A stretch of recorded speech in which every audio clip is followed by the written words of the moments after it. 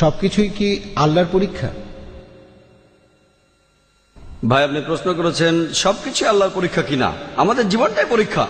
মাঝে মধ্যে আমরা নিজেরাই নিজেদের জন্য সমস্যা তৈরি করি, আমরা নিজেরাই নিজেদের সমস্যা তৈরি করি। এই জীবনটা আসলে পরকালের জন্য একটা পরীক্ষা। তাহলে তো ব্যাপারটা দাঁড়াচ্ছে কেউ বেহেশতে যেতে পারবে না, কারণ মানুষ মাত্রই ভুল করে।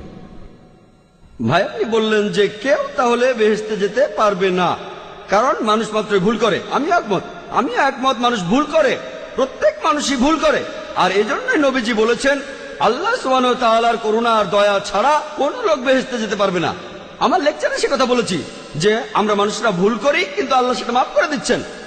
তিনি গাফুর, তিনি রাহিম, তিনি করুণাময়, তিনি পরোপকারী, তিনি এই লোকদের মাফ করে দেন। তবে তিনি কিছু নিয়ম কানুন মেনে চলেন। আর আল্লাহ, তিনি এমন কিছু বলেন না যে তুমি দেখতে ভালো তাই মাফ করে দিলাম, তুমি দেখতে খারাপ তাই মাফ করলাম না। আল্লাহ মানুষের জন্য আইন কানুনগুলো বলেছেন কোরআনে।